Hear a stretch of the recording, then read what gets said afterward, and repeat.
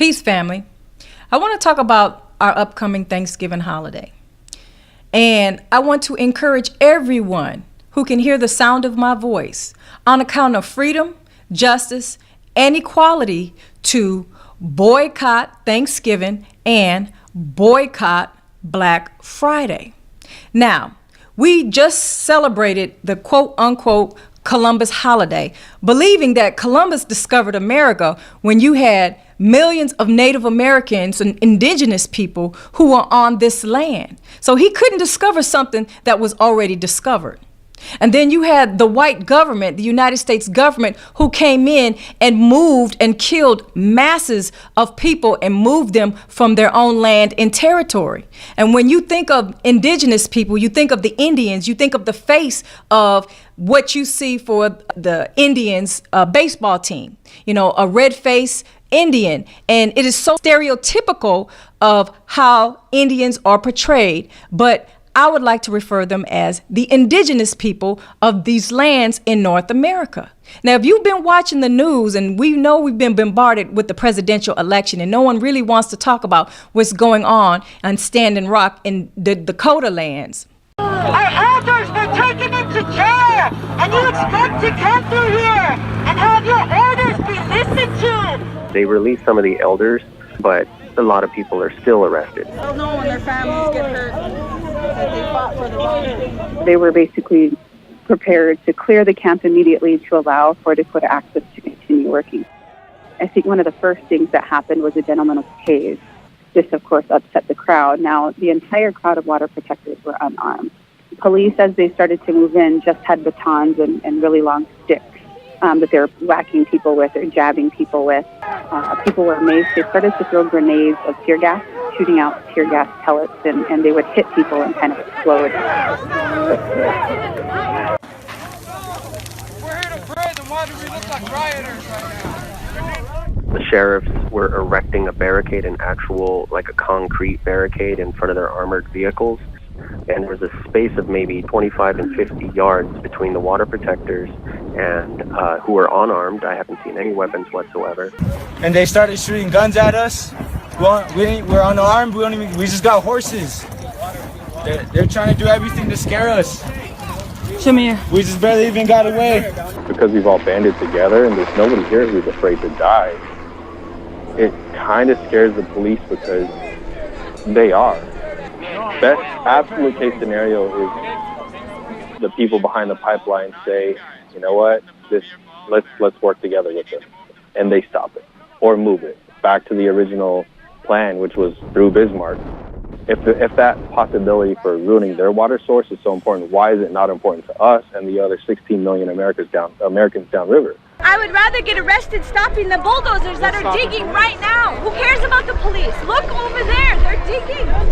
There's a great number of tribes and nations that are meeting here at Standing Rock to stand in solidarity against more tyranny, the same oppression that we've faced for. And how the government is trying to force these people off of their sacred land in order to build a pipeline through their land that could possibly contaminate their water. Now, up above that pipeline, there was a city that predominantly white land, in which they fought against the pipeline coming through their particular area.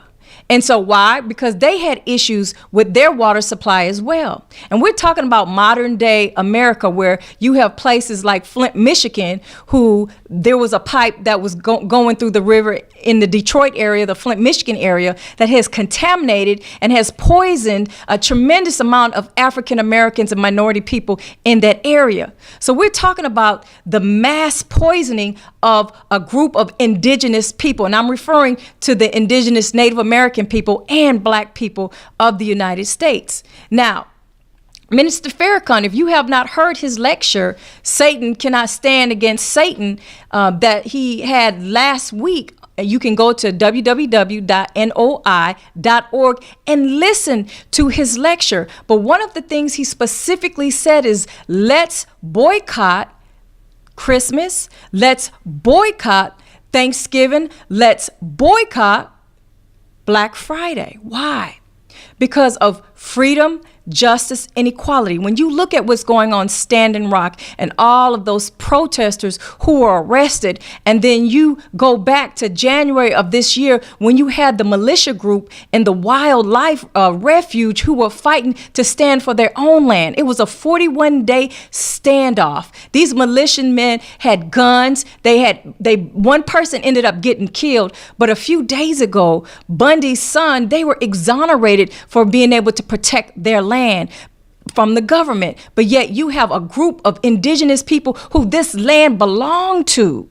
And when you look at what happened in Malheur Wildlife Refuge, that particular piece of land, the Indians and the Native Americans or the indigenous people were forced off of that land so that the white settlers could come into. But here you have this small refuge that the government gave to these people as a consolation prize, for all of the people that they murdered and killed and the rights that they've taken away. And now they want to build a pipe that could possibly contaminate them, destroy their lives, and take away the sacredness and the holy aspect of their land. So I'm asking you to stand with me on today to boycott this particular pipeline going through the sacred land of the Sioux Reservation, but also boycott by boycotting Black Friday, by boycotting Thanksgiving, because really there is no Thanksgiving in Thanksgiving. That this is a national holiday in order to make money.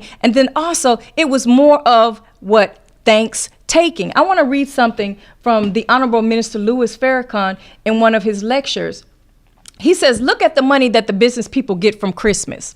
All the holidays that America celebrates bring in a total of $750 billion. That's $750 billion. And $602.1 billion of the $750 billion pie comes in just 2 months. November and December, which makes up nearly 30% of the retailer's annual sale.